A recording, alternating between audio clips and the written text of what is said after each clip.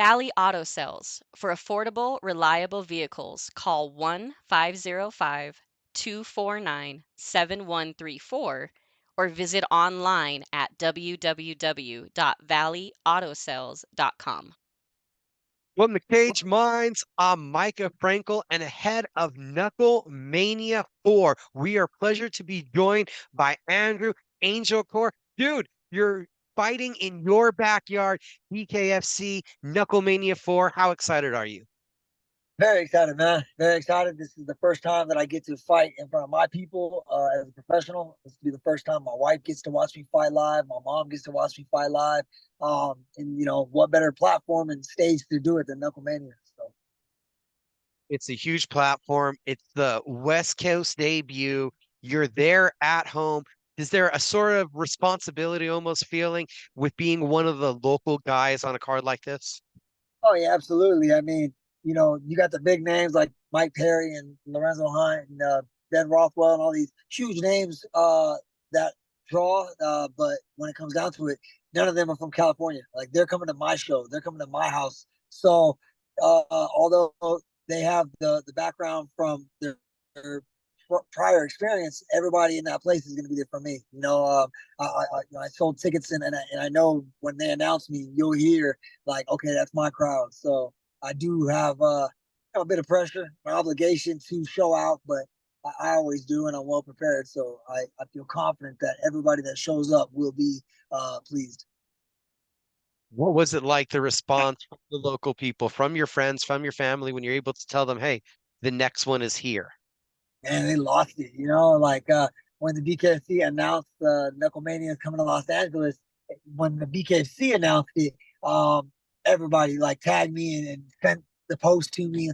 What? And then like they commented, "You better have Angelcor on it." So it was immediately well received, and everybody was like, "I need a ticket! I need a ticket!" So um, I'm excited, man. I got to talk to your opponent, Ruben Warr, and according to how he understands it, you had another opponent lined up before him, and he's Yeah, coming in as the second guy now. yeah. And that seems to be the case. Like every time I fight, I signed a contract with somebody else's name, and then a couple weeks ago they're like, "Hey, we got a new guy," and they're like, "But he's coming off a first round knockout victory, so he's got momentum and confidence." And I said, "All right, even better. I'd rather fight somebody that's a game opponent, somebody with some momentum." Um, and that's this guy. But yeah, he is the second guy. And before I got the first contract, we were juggling two or three other names, and as always, any name that was proposed, I said, "Let's go." So here we are. You don't have to get into who it was, but how much of an adjustment has it been then in the weeks for you going from the possibility of so many names to one name to now Ruben Warr? I mean, it was another California-based MMA fighter. He was a little bit taller and longer, so I was expecting a longer kind of guy, and then this guy's like an inch shorter than me, and so it is a bit of an adjustment. But the other guy didn't have any bare knuckle experience, so at least I have one fight to study on this guy, and at least I know he has been in a bare knuckle fight, and so I give this guy more respect, and that gives me more confidence because it's always like a what if when you got these guys that come out of nowhere. I mean, shit, look at my first fight. I had never heard of Timmy Mason. He never heard of me. And we got fight of the night. Gave everybody a show. So uh, at least I got, at least I got to study something. You feel like that's something that your opponents have on you because you got 5 fights now in the promotion that they're starting to be able to gain footage to look at you on?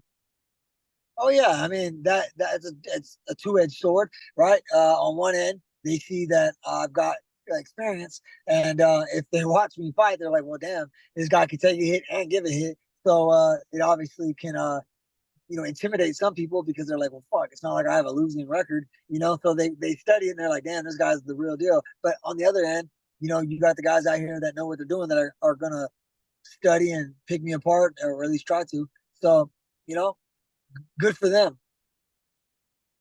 When you look at your last fight coming off the win, just over a minute of work, and I swear I saw an eyebrow fly into the front row, at least a chunk of it. I was there live at BKFC 50. Yeah. How do you feel coming off of that experience, and what was such a precise use of your strikes? Well, I was I wish it wouldn't have taken 7 months to get back in after such a quick turnaround. Like after such a quick finish, I thought I'd be able to turn around faster. But with that being said, I was happy in the sense that I didn't have to load up on big shots. I didn't break any hands or fingers this time, and I was able to keep the punches crisp and straight, which is something you learn through experience in bare knuckle that you don't need to load up. And the big old haymakers that I threw in my first fight are why even though I won the fight, I broke four of my fingers. So hitting the skull and all the hard parts and the hard bones, you load up. That's a rookie mistake. So in that last fight, I was able to be more poised. He came off the line fire, with the aggression, and I was able to, keep the punches straight and precise, and it got the job done. So I plan to do exactly that again. With this guy Ruben, it's only his second fight. It's my fifth fight. I saw in the interview he said he's going to bring pressure and that I won't be able to take his punches. All right, I welcome all the pressure he wants to bring, and I can promise you I will take any punch he delivers. You're verging on 40 minutes or so, so probably 35 minutes in the squared circle. Do you feel like all that experience, learning those all those little tactics that really benefits you? Hell yes. My yeah, I mean, I've been the distance twice, and then I got two of them I ended within 3 rounds. So I have the understanding of what it feels like. First of all, that's another thing. He was in that first fight. I don't even know if he got hit. So he technically doesn't even, and he knows this. He hasn't been tested yet. So can he actually sustain a bare knuckle hit? I've been dropped twice and got up and still won.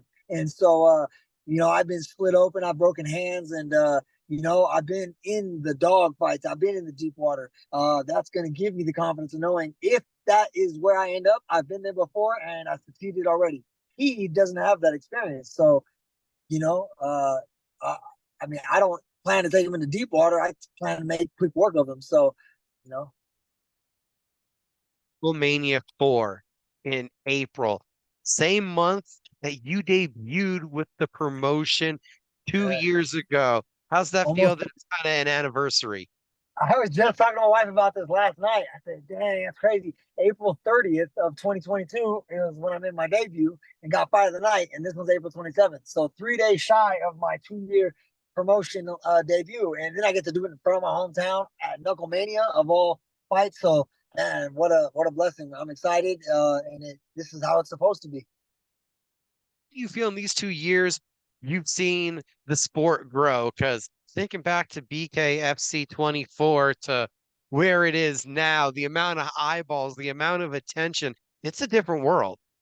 Yeah, yeah, absolutely. It's blowing up. And so check this out. When I fought BKC 24, I fought under Lorenzo Hunt. And then this was actually my third time fighting under him. So I'm excited for that. And now look, he's fighting for the heavyweight title. So that just goes to show you in the last 2 years, we've all been working. I'm fighting under Lorenzo Hunt again. And this time it's for him fighting for, he got two belts and then now he's going for his third one. So uh, it just goes to show you the promotion and a lot of us in it have been putting in work, and it's cool to see it's all going, on that trajectory together. Not to mention you did get wins on both of those cards, so this feels like a good Yeah, omen. yeah, absolutely. I won then. Matter of fact, I have never lost under Lorenzo Hunt. And then where do you feel like you come as a fighter? What do you think's the most difference about you in there from when you started 2 years ago? I mean, if you saw my last fight, I was more relaxed. My first fight, I got put on my ass in 5 seconds of round one, so I was in a survival reactive state. In the next couple fights, I was able to settle in a little bit more. I was a little bit too slow in New Orleans, and that's why I got a draw. But every other fight, I was able to, sit back and kind of, let them come to me, and with one of them, I got rid of him in the third round, and the last one, I got rid of him in the first. So it goes to show you, I'm getting better, I'm getting smarter, I'm getting more relaxed, and this fight is going to be, the same thing. I will be more relaxed. I anticipate he will be coming, guns blazing. He's going to have a lot of pressure on him because he feels like I can already tell you he thinks people are probably doubting him that he stepped up like too big too soon. Like he just fought, he turned back around and fight me of all people. So he probably has this feeling he has to prove everybody that he's built for it, you know. But there are levels to this, and I know where I'm at, and I know what work I put in, and I know where I'm destined to be fighting for that title this year. In 2024, I will be fighting for the title, so he has to get out of my way. There's certain, fighter to fighter respect kind of given to him where you look at him and they're like, you're taking a pretty ballsy step up in competition, respect for trying to come at me. Oh hell yeah! I mean, I respect anybody that will step in there. Period. And so clearly, he got offered, the fight, and like I said, somebody else was on my contract originally. He pulled out for whatever reason, and he stepped up. So he obviously either sees something in me that he plans to exploit, or sees something in himself that he believes is that he's got what it takes. And so to me, of course, I got to respect that. And it's a bare knuckle fight. Like if you go in there not respecting somebody, it only takes one punch to change the game. We see Andrew, the fighter, but I know there's a lot more pieces to the puzzle. So, like, what are we missing? What do we need to know about Andrew to get a fuller picture of who you are? Oh man, I'm an open book. I'm an open book. Everybody knows a lot about me because I have voiced it. Man, I'm a coach. I'm a boxing coach, personal trainer. I'm a gym owner. I'm a pageant dad. Right. I'm a husband. I am a proudly sober man in my community. I do all kinds of stuff. I teach boxing. I teach group fitness classes at the gym I co-own. My older daughter's in pageants. My son's in soccer. I'm married. I do all kinds of stuff, man. I'm a very diverse individual. I'm a very what's the word? Unique character. Being a pageant dad, the most stressful thing out of all those that you just named? Well, I'm new to it. Actually, my daughter just threw this at me a couple months ago, and then she ended up freaking knocking it out the park her first shot and won the Miss Barstow in her division, like the Supreme Queen. And so then she ends up doing another one just 2 weeks ago in a bigger city down in Anaheim, and won that. So now she's like back to back wins, and I'm in camp the whole time. Like, damn, I haven't even had time to digest that. So, I mean, luckily her mom has been, maintaining that side of things. Barstow, you're representing for the city. What is unique about Barstow? Because we hear a lot of people talk about a lot of the cities in California, but you're repping for your unique one. Yeah, man. I mean, location wise, we are right in the middle of LA and Las Vegas. So it's a pretty ideal spot, especially as a fighter. I drive 2 hours one way, I get to train in New York. I mean, Las Vegas with all kinds of champions, and then go 2 hours south, Los Angeles, where I get to fight. As far as the town itself, it's actually a small town, like 25,000 people. We don't have a whole lot. We have to go, we have to drive to go, to the beach or anywhere fun. But the way I see it is, I've been here since I was 4 years old. This is my hometown. Anybody who talks bad, about the place, I tell them either you bring value to it or get the hell out of it. And my city backs me up. I get a lot of love and support from my city, and that's why I always put them on my trunks. I got them on my trunks and on my back. And so and this is where I'm raising my children, man. Why would I downplay my city? We got a drive-in movie theater. That's cool. We're one of those. Not many cities have those these days. So you know. Andrew Angelcor, a love of boxing, over 20 victories, I heard, as an amateur. How do we transition? How do you get to, all right, I'm gonna go do the bare knuckle thing? Well, believe it or not, it started as a joke, and so I've been boxing since I was 16, and so before I actually even got to go pro, I was I've always watched the fights. I've watched bare knuckle, and me and my wife, she's a fan of watching fights as well, and we'd watch bare knuckle, and I told her it's on my bucket list. Like before I die, I want to do one bare knuckle fight. And then what ended up happening was I did a street beast fight a few years ago, and one of my friends that is a professional fighter, like after the video posted, he goes, "Why are you doing street beast, bro? You're too good for that." And I told him, "Well, I heard street beast has like this like bare knuckle underground street beast, and I was gonna do like I don't know some fight club shit, I guess." And And then he was like, if you want to fight, in the BK, like for bare knuckle, I know guys. And so he ends up plugging me in with some guys on Facebook. And these guys are, scouting me. And one of them was like, hey, man, if you sign with me, I can get you a fight. And so what happened was in 2022, March, I made my pro debut in Mexico and I won by knockout. And then me and that coach had split ways. And I didn't, I was like 31 years old. And so that's old for boxing, like as a new boxer. And so I couldn't like get any action in the glove world. And then this guy hit me up and was like, hey, you ready to go bare knuckle? I talked to my wife, I talked to my coach, and I was like, shit, man, I kind of already was like saying I wanted to do one as a bucket list thing. I don't have any other options now. It's like, shit, like I might as well try it. So I debuted pro debut in March of 2022. And then in April, 30th, I'm flying out to Montana and getting in the fight of my life. And so then I obviously, got fight of the night. I won. And then, I mean, I was beaten to a pulp, and so was he. And I fell in love, man. It was like modern day gladiators. And so it was exciting. Obviously, my buzz picked up, and the momentum just kind of built. And then they're like, "Hey, man, like, let's do another fight." And so, all right, and I kept winning. So I was like, all right, well, I guess I keep winning. I might as well keep doing it. Love at first fight. 2 years later, the sixth one overall as a professional, and it's gonna be the fifth as a bare knuckle boxer. Yep. So I'm excited, man. It's and I believe that everything's aligning as it's supposed to. I believe that God will open the doors that are supposed to open. So as I've gone, put the work in, my network has grown, the coaching, the training partners, the gyms that open the doors to me, the people like you that give me platforms to speak.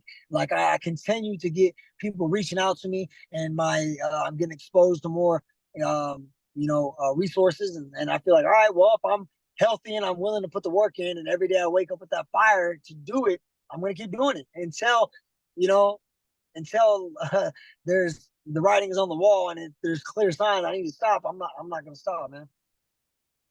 And got to end it with perfect shirt to wear for the interview too. See it? Can you see it? Yeah, it's my boy Matt. Shout out to Matt, man. It's his shirt. You can't fake this shit. Yeah. What do you see as your path right now? The division's open, no champion. What are your expectations, goals, what it's going to take to get towards where you want to be? Well, I recently expressed this is my mental plan. From rumor has it that Bryce Henry and Tony Soto are going to be fighting for the title here soon, and I owe it to the people. After this fight, Bobby Taylor fights next month. We both take care of business. We got to fight each other. That was the fight I was already calling for. So it only makes sense that me and Bobby fight next after we both take care of business, and then after I win that fight, I fight whoever wins between Soto and Henry, and whoever wins, their first defense has to be against me after I beat Bobby Taylor. Sounds like a good plan to me. That's it, man. BKFC Knuckle Mania 4, April 27th. I'm excited. Hope you guys are. Andrew, again, thank you so much for the time today. Thank you, brother. I appreciate you giving me the time.